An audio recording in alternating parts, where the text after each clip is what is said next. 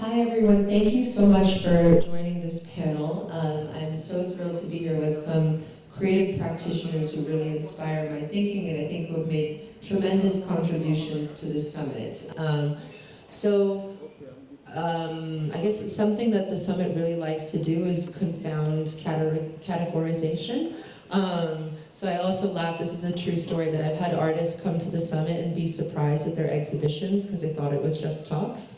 We love to show architecture, we love to show fashion design. We work with such a wide variety of practitioners, and the people who are with me on stage right now inspire me in the sense that they really try to push the boundaries of the fields in which they work. So on my right we have Miet Warlop, who, please join her performance outside at 6 o'clock. She's someone who primarily works in the theater world, but actually studied fine art and sculpture. And she told me once that she wanted to make, rather than people buying tickets, she wanted to create works that the audience would bump into. And that's something, we were really excited to make that possible, and this is the first work that you see in the summit. And Miet will have to run to go prepare the performers, so she'll go first. Then to my left, we have Antony Gormley, who, we've had these discussions about, architecture as second skins, or how architecture can make you want to be a better person, and, what's that line between art and architecture? And he's also worked with dancers. He's someone that's working in a wide variety of fields. Then we have Suchi Reddy, who is an artist and an architect, and she'll talk a bit more about her practice. And Yasmin, Jahan, Nupur from Bangladesh, who we're also very excited to have here. So I guess what we're going to do here is have the artists talk a bit about these projects, which are all new projects for Dhaka Art Summit, and how, how they see those projects pushing the boundaries of the different fields in which they work. So Miet, you first. Okay. About the work here.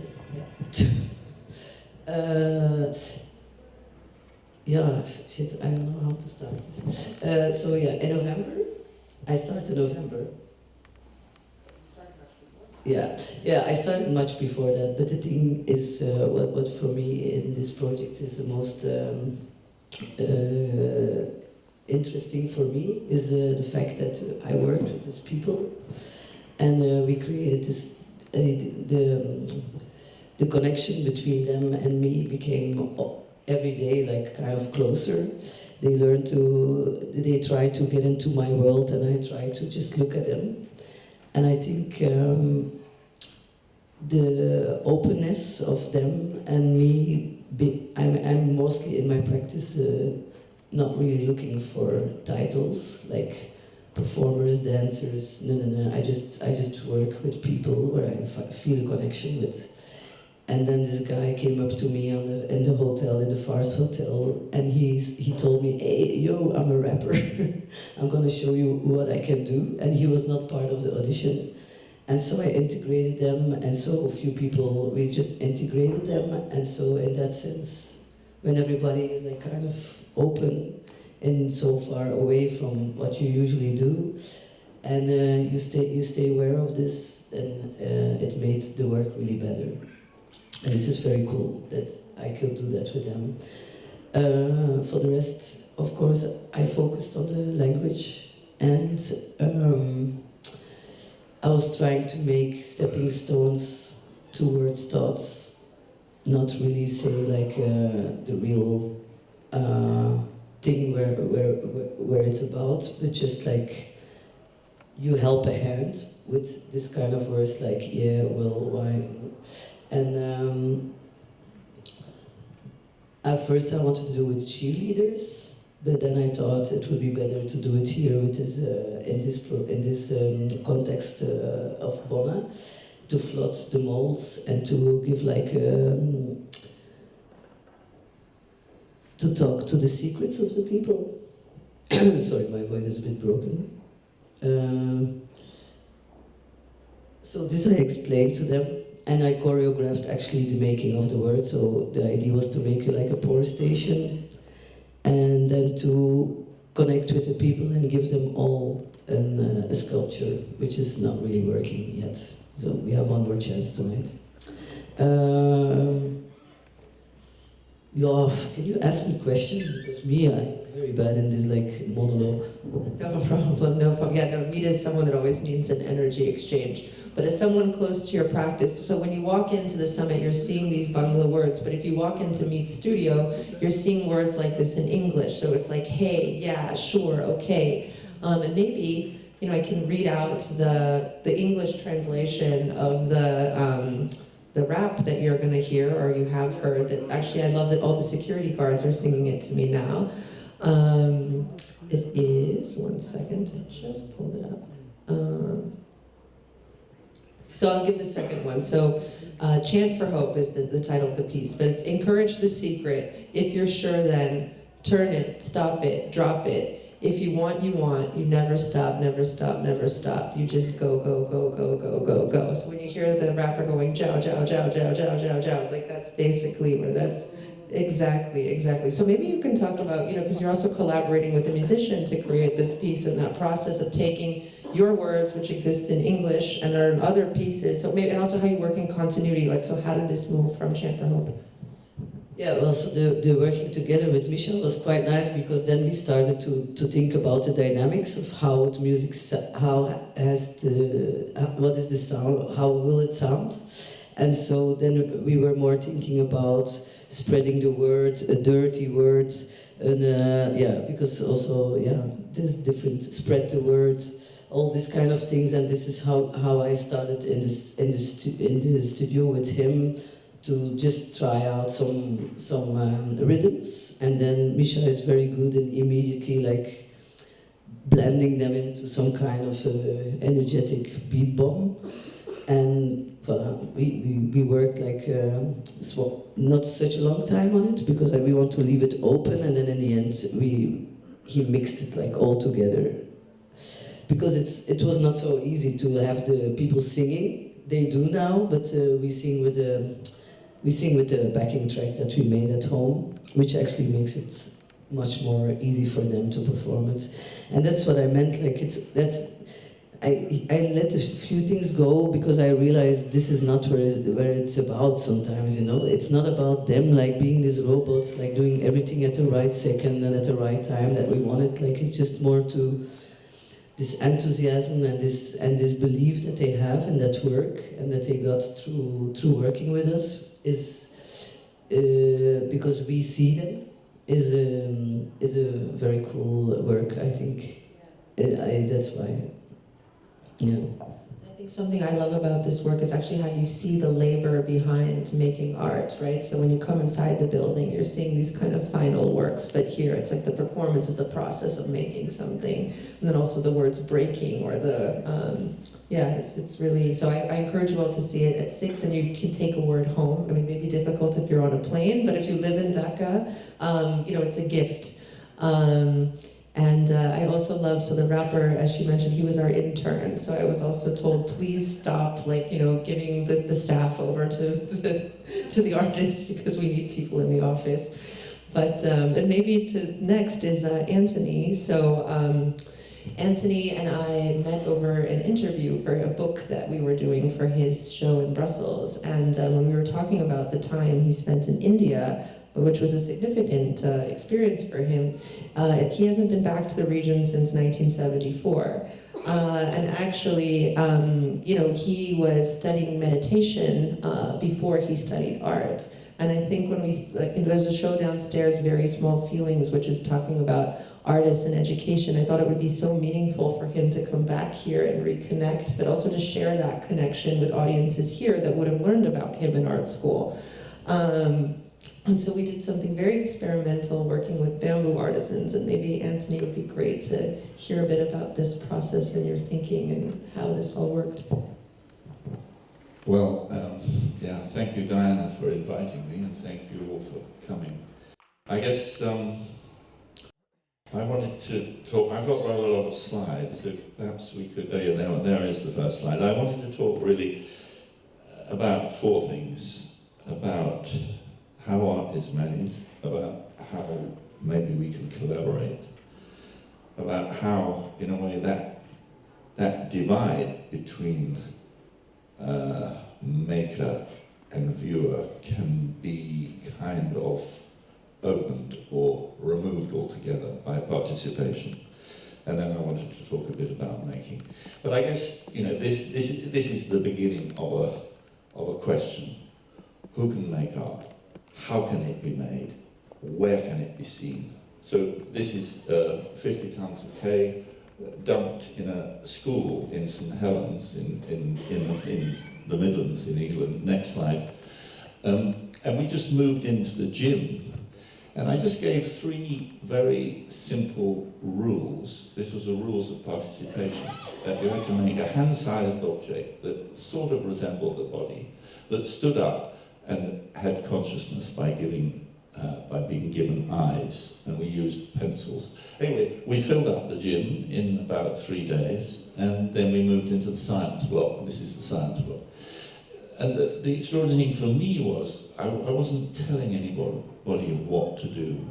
Just with those simple, repetitive, that became meditative, ritualized moments of taking a hand-sized lump of clay, forming it, putting it away from you so that it stood by itself, and then giving it the signs of consciousness by giving it eyes. And you can see that each person has a little garden of their work, and that they are witnessed by the works that they've just made. So each of the participators, in a way, is going on an evolution. And I used to say to them, if your work isn't looking back at you with attention, with alertness, then you're not giving it attention and alertness. And what was extraordinary, we just worked for 5 days, we made 40,000 of these things, but each person went on a journey to find their form. And everybody's form was different. Next slide. So the next kind of thing, which was asking that same question, who can make art, how can it be made, where can it be seen, was this project, which was called Clay and the Collective Body. Now, 100 tons of clay, next slide, in which I invited in this double-skinned sports hall inflatable building. We cast the floor that had underfloor heating. This was in Helsinki in the early 2000s. And there were absolutely no rules other than you had to come in and commit 4 hours. We had to have 2 security and 2 psychologists, and anybody above the age of 5 could come in, and once they had been in for 4 hours could come back. And it was absolutely extraordinary. Next slide. Just what happened in terms of, there was a rule that you couldn't destroy what had already been made. You had to complement it or exaggerate it or contradict it, but always respect it.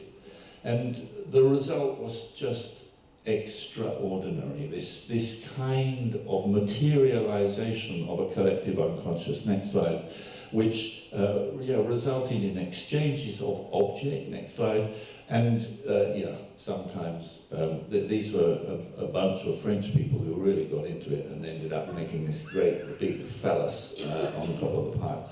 Then next, I want to talk about collaboration. So, I love dance. Why do I love dance? Because dance is the most direct form you can do, using life itself as your primary material. This is why Miet's work is so engaging. Here are animated bodies. Anyway, I didn't want to make a set. I wanted to give something that was, in a way, a container of the body, but also an extender of the body. So I just made these you could say 5-sided boxes, 60 by 60 by 60 by 180 high, and working with 22 monks from Shaolin Kung Fu Monastery in China, where we for 3 months we were based in the monastery. We practiced with these boxes. Next slide. And this is with Sidi Larbi Cherakawi, who's a wonderful one. But anyway, I'm talking about collaboration here. How, with Sidi Larbi, who has this incredible, expansive, imagination that absorbs influence, but also somehow forms it into new forms. And here the same boxes are continually used, either contain the body, next slide, or to be a backdrop for the body, next slide, or in this case, to be like dominoes, next slide, or to be dragged like boats, next slide, or to become a kind of lotus. And that idea that these are not simply a set, but they're instruments by which the body is given, in a way, something to work with that extends as well as contains it. Next slide. Then I wanted to talk about, in a way, participation. This is a work called Blind Light. And I've always been interested in this. Is it possible to make art that becomes an instrument through which the viewer becomes the viewed for other viewers? And this was a room about 12 meters by 10 meters by 3 meters high, next slide, that had a single, always open entrance, and inside it was a cloud, a precipitating rain cloud, in which the particles of water suspended in the air were 1/10 of a standard ordinary rain, cirrocumulus or cumulus cloud. And the doorway was continually open. You walk in and you disappear, to yourself and to everybody else. You hold your hand out in front of it, in front of your face, and you can't see it. But if somebody comes closer than 200 or 300 millimeters, suddenly they appear to you. And the outside of this chamber that was glass, you also appear to the people on the outside. So that idea of using real life and real bodies as an agency of separating image from experience, but also reanimating your own experience of being itself without consciousness of your own body, was the idea. This is a kind of eidetic experiment, but it was really exciting, and I'm very happy that we may well make one of these works for Curator for her museum. Next slide. I just wanted to talk a little bit about the generation of term, the work here. It's really exciting when you work directly with the material to in a sense, make a work that is it's a combination really of the affordability, what the material wants to do and what your understanding of it is, and then what it makes you do, and by implication others. So just next slide, we'll just go through, next slide. This is early versions of clearing, next slide, where I'm learning about the tensegrity of this. This is about 18 by 18 millimeters square aluminium. And then, Diana comes along and says, would you like to make something for Dhaka Art Summit? You've just got to use what's around. And you have jute and you have the bamboo. So I said, I'll choose the bamboo.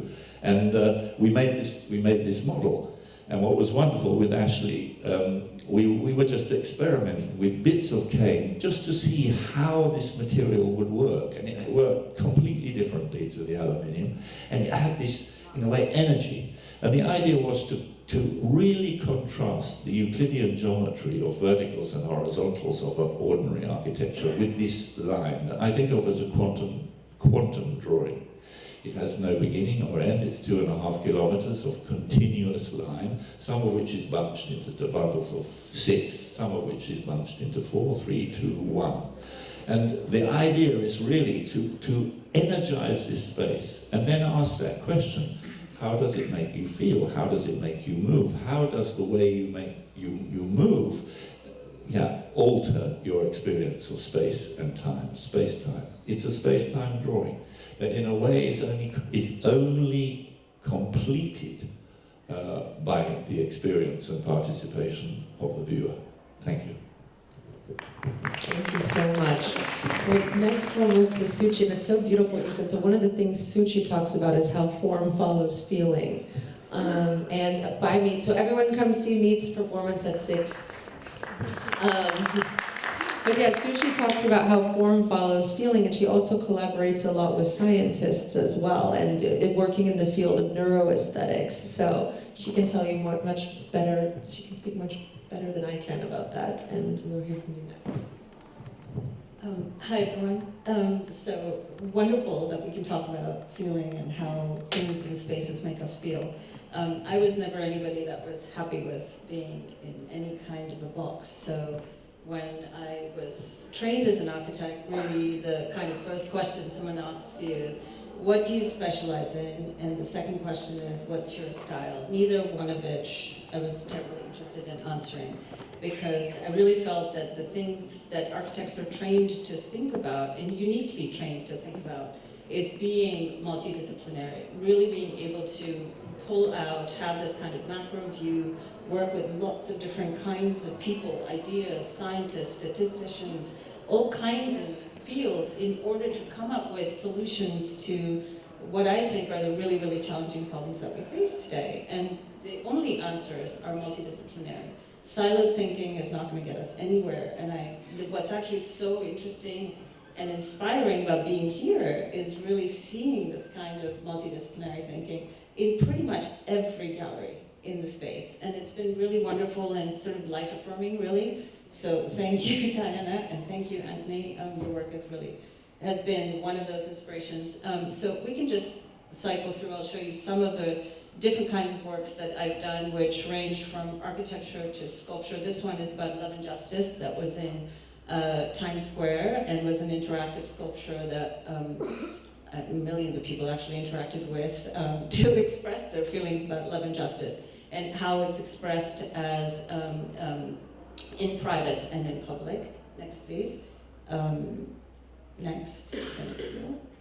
And then this was an installation that covered 2 acres of a park, where I come back to these feelings of wonder that I like to create in different spaces. So we can just keep cycling, actually, you can keep going through it. But this is about 7,000 pinwheels that cover 2 acres in a very carefully mapped heat map, which was again about engagement, about community, about people expressing their feelings on a project that left no trace on the land. So when this was removed, it completely disappeared. The next one, we can go next. This is a project that's about how we design objects, such as cars, and how they should be working with the environment and really be integrated into that. This is something I just did at a museum in Miami. Next, please. And then this is a sculpture where I looked at data, artificial intelligence and machine learning that understands your emotions through your voice and reflects that back to you as a mandala. And really what was so beautiful about seeing this is I asked people to give me a word for their future, and every word consecutively got better, which was really, really amazingly interesting to me, because when you present people with beauty, they actually react in a much happier way. So my practice has really taken me, I guess, in a lot of different directions. And what's been important to me to show through architecture, through art, through just interaction, is that everything we do affects somebody else, and that we really need to be careful and self-aware. And our own self-awareness is what we build through our interaction with our world. So I explore that in lots of different ways. And the work that I have here is about the importance of imagination and wonder. And it features 3 tiny little mirages that talk about flora that have survived catastrophe. They're inside a mountain of sand. I guess, this is on to neuroaesthetics. So as you can see, I'm an omnivore and I do lots of different kinds of things. This is a brand new field, about 15 years old, where neuroscientists collaborate with people from all different kinds of fields to look at how we can understand how space and experience affect our bodies. This is an experiment or an installation I actually did with Google, where we tested people's reactions to space. and it was 3 different kinds of spaces. The data was reflected back to them and decoded to show people the design is not really subjective. Our spaces are not subjective. We actually react to them in a kind of what I call a prototypical way, which is very important to me to sort of experience through architecture. So the work basically goes through, experiences feeling through lots of different kinds of ways, whether it's starting from our bodies, building out through the world. Actually, we can skip this one. This is going to take too long. So we actually reflected back to people through kind of a watercolor where their body was most at ease and what kind of space it was most at ease in. And it was really wonderful to see everyone's feelings about space together in one place. So that was an exploration in data and science that I'm now carrying into several other projects as we go forward. Thank you, Suchi. So we'll close these, I guess, presentations before we can ask some questions with Yasmin, Jahan, Nupur, which also follows this idea of feeling. And also I should share, the title, Very Small Feelings, for the exhibition that Akansha, Ruxmini, and I co-curated downstairs on the first floor, actually comes from a discussion that we had with Nupur, where she was talking about these very small feelings that arise when you think about childhood, or these lost spaces that you can't access anymore. And then I started thinking, kind of like you said, the way you feel will influence the world, right? Like, could history have been better if, certain people felt more loved when they were children, right? Exactly, right? So these very small feelings can have very big impacts. So Nupur, we'd love to hear more from you. Thank you, Diana. So my piece is a very performance piece, and this is new piece, but the work is old, because as Diana said, that I lost my land. So I worked on it and I collected some object from the land.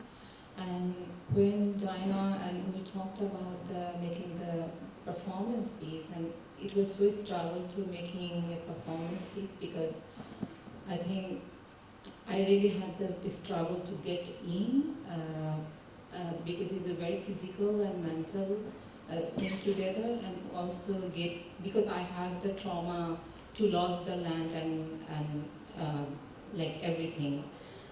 And then we started talking, and Diana also so many times told me, are you finished, are you done?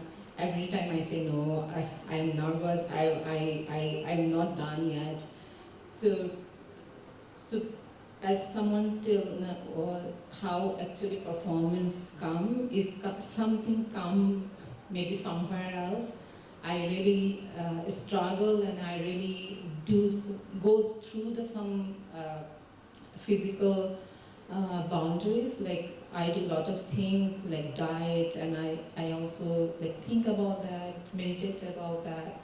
And then we came in make a home. So my work name is a home, and it's a very small piece, and I try to make interact with people, like general people. Is kind of personal, very personal, but how I can share the personal thing to others. I found it's very important to telling the story about the land and environment and climate. And so many people actually came, and I saw very interesting, yesterday, when I left and I came back at 7 o'clock, I saw the house was full of people. Somewhere they said, they slept, they took the rest, and it's actually generated, where I'm there, my body is there and not there. But the home actually is people actually generated, and it's personal space become a public space. And in the performance, I invited two people, and I also choreographed the whole things. And I have a 4 performer who were doing the performance, and we invited people, and we asked the people how their childhood. And in the 2 days, I found a lot of interesting story. and also a lot of traumatic story. So many people also cried, and so many people, even I also cried, when I heard about this story about from the childhood. So yeah, I don't know how to finish, but it still is going. So I invite you all to interact with this place. And it has the seeds from the land, it has the food from the land, it also has the folk story, which we listen here from the, I think 1,000 years. It's called Thakur Majuli. So yesterday one lady was, one of the performer was reading the Thakur Majuli, and I saw little boy was slept. So yeah, I don't know, Diana, how to finish the conversation, but I think you can do that. No, but like you said, it's never finished. Maybe Dhaka Art Summit is a special place in the sense that we're only 9 days. It's a place where I think people feel really free to experiment. My creative practice, I also am very interested in breaking boundaries of disciplines, and also it's a temporary exhibition. It's not, while some of these works get collected, it's not about that, if that makes sense. But an interesting thing with Nupur and I was we commissioned a project for the last Dhaka Art Summit, which actually it was a performance work, but got collected by Tate. And actually, I think it's being exhibited now, right? Yeah, and so Nupur is the first Bangladeshi contemporary artist to be exhibited there. But it could be interesting. Could you talk a bit about how that shifted from Dhaka to Tate? I mean, I don't think we actually ever discussed that, structure-wise. How did that space for interdisciplinarity come out in that engagement? So you've shown the frieze first, the word, and from Tate they came actually, and so that performance I arranged that anyone can be guest, but you have to book the slot before. So it's like you have a 20-minute slot and you come and we'll talk about, it's a very long discussions, but how it came to gone to the Tate. So in a frieze, so from Tate, maybe 2 curators came and sat with me, and they talked about that. And then they also visited Dhaka Art Summit 2020, and they found it interesting, and then they talked to you, and it's very interesting because it's so different places, because Dhaka Art Summit and Freeze, it was really 3 different places, and it's generated the 3 different places, and 3 are very different experience. And audience also very different, Here in Bangladesh, I had to give in time to audience little longer, and over there in England, it's 20 minutes is 20 minutes. So it's okay, I'm not taking more. So, but in here is people really curiosity about the work and about the herbs, about the history, about the colonialism, and over there, because over there also in Tate, they make the work handmade wallpaper. So I drawn in 2020 at Dhaka Art Summit is a hand wallpaper with tea color. So every time we are in WhatsApp call, video call, how making the flower on the wallpaper. So I send them the tutorial how they're making the wallpaper and color. So it's very interesting story also, and I got maybe a big room over there, and over there also people really share the experience, share the story, because it is a very personal one-to-one audience invited, and so many trauma also we share, the conversation, it's between me and audience, that's it. There was no audio, no record tape. So it's just like a conversation. But here is more like welcoming the audience, welcoming the conversation, and everyone can listen the what we are saying and what we are doing. Yes.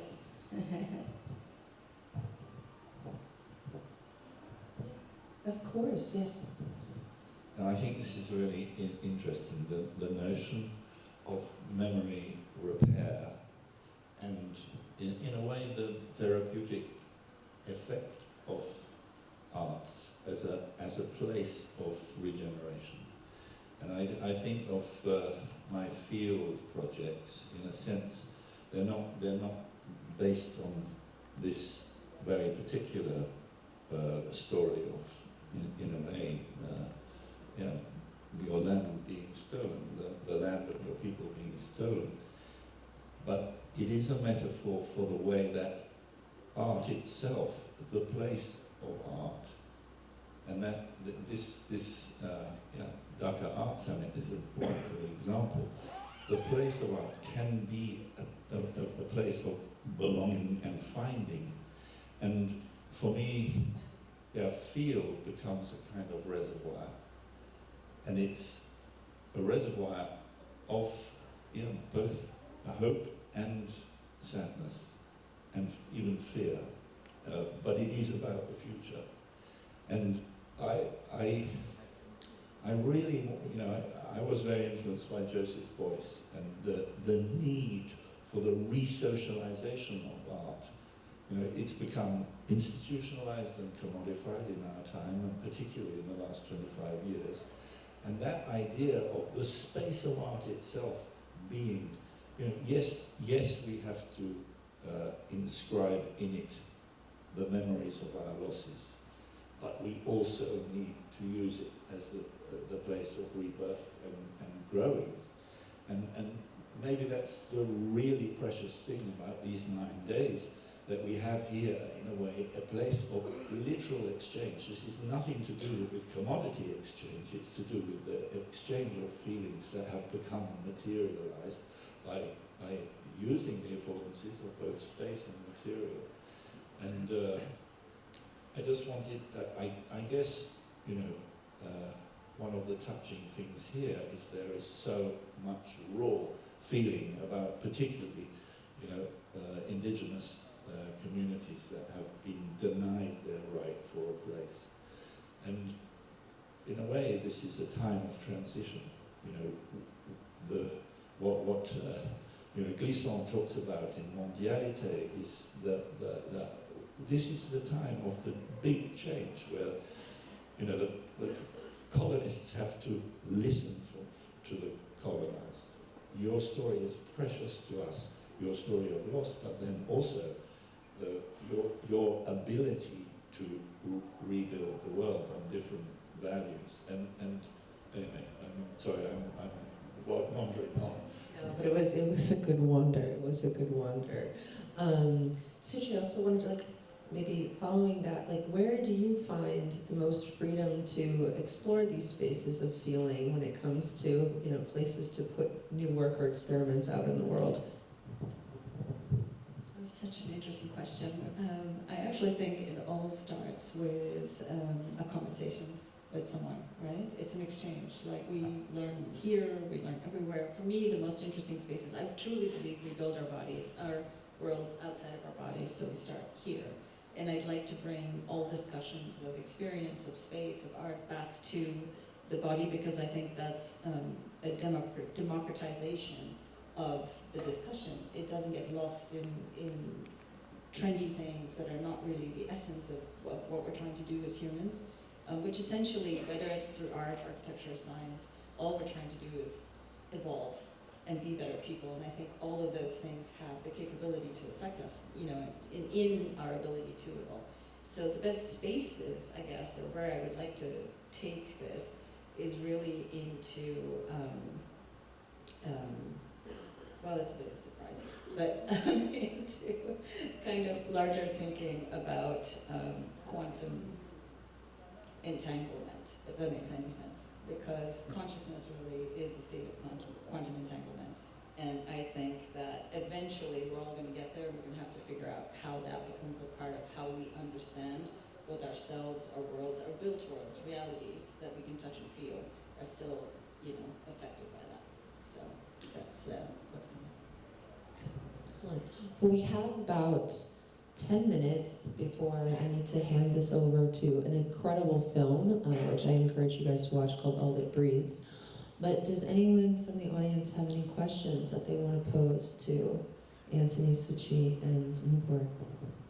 Yes, Kieran. My question is addressed to Suchi. Can you elaborate a little bit about your collaboration with IYY? You have not dealt with that in your presentation. Yeah, as I said, I love to collaborate.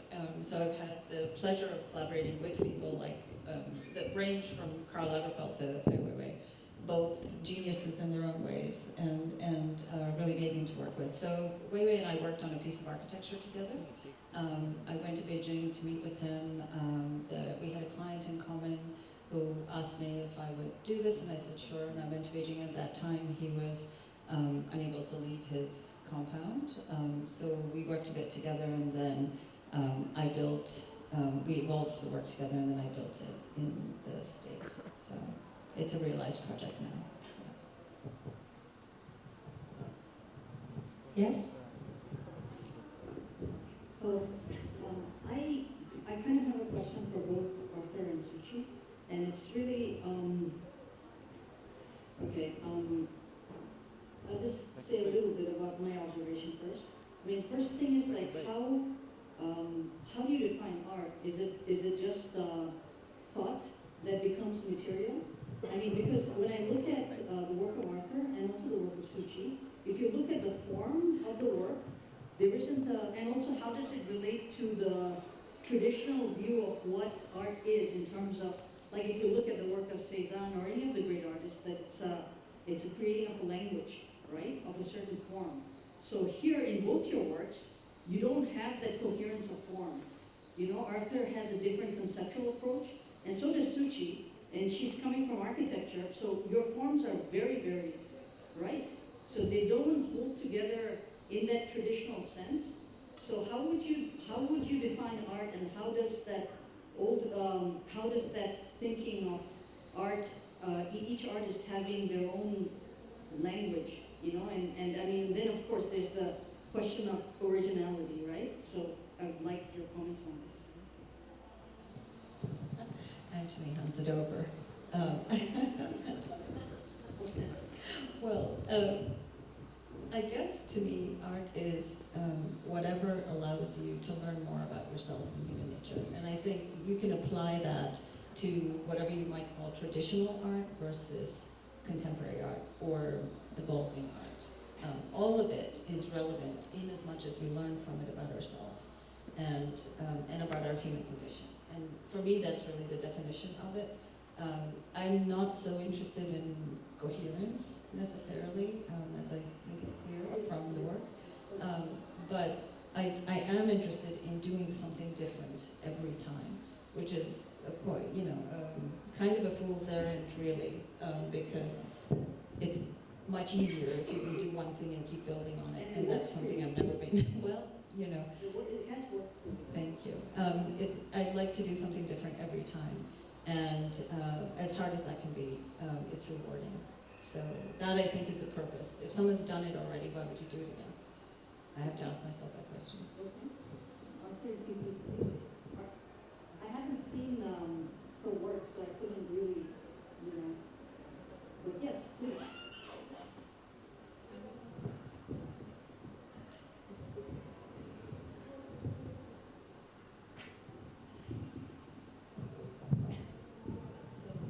It's Antony and not Arthur. And no, it's okay. So that's why I was stepping. Don't worry. No, I'm sorry about that.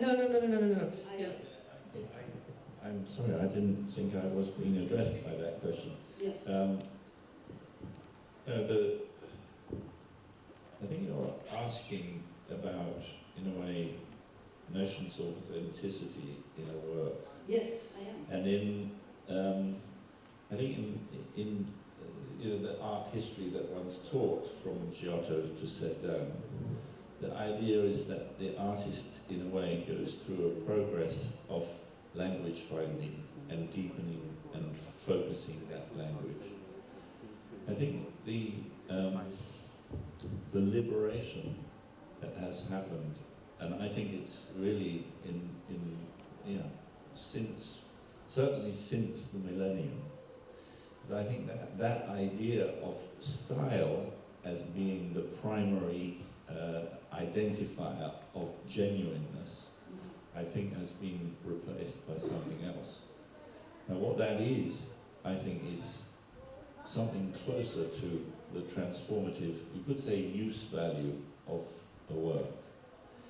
And I grew up with minimalism and conceptualism being maybe the two most pertinent kind of models of, I guess, authority in the object. But what conceptualism certainly did was, when attitudes become form, liberate art from the notion of, as it were, synthetic formal development as a talisman of value. And it gets changed into what the transformative value of the work is in the mind and the body, the thoughts and the feeling of the viewer. This is a radical transformation. And the transformation is that instead of, as it were, the artist being the unique maker of unique objects that are sold as examples of, as it were, individual potential, this is replaced by another model, which is so much more important, which is that the artist offers, the viewer completes the work. The beholder's share becomes as important. And this puts art into a catalytic position of transformative catalyst for life itself. And for me, maybe that is also why this summit is so relevant. That this is the opposite of an art fair. Yeah. And we are all involved through, as it were, the litmus of our own experience in giving these offerings that all of the makers have given value. And it's, well, to me anyway, it feels like we are liberated from a whole history of control of aesthetic in a way, hierarchy. And that's why I began my offerings with asking those questions. How can we make art? Who can make art? How can it be seen? I just have one more question, just to comment on this. That in your first two works that you showed, it was people who were literally making the art. In the last one where you had those that came drawing, right? So would you, over there, somebody would be experiencing it. So would you call that as transformative as the others? Well, obviously I have that aspiration. The proof of the pudding is in you. Okay. Great. Okay, we have time for one more question. Yes. Well, is anyone new? And if not, Kieran, you okay? Yes, Kieran. Thank you, Anthony. Is there any possibility for you to disclose the location of the room for the Great Australian Desert? Someday I would like to go and visit it, Anthony, please. This is a naughty question. I made a work in 1989 called A Room for the Great Australian Desert, which is located in an undisclosed location in the central Australian desert. And this was the materialization of a conceptual proposition. What is the minimum space necessary for a human body to survive? And I don't think you need to go and visit it. I think it's very important that the thing is there, and it has been documented by the photograph. And I'm still really interested in that. What is the difference between, and what is the connection between the things that you can touch, the things that you can see, and the things that you can imagine? And I think really great art makes an arc that connects all three. And it's not necessary to go and see, touch, and experience. And in fact, it's not necessary for you to occupy the space that identifies the minimum space that a human being occupies, but the existence of that work and my necessity to materialize it is also the thing that gives you the tools to think about those questions. What does a body need? What is our relationship with the earth? What is our relationship with that final perceptual boundary that is the horizon?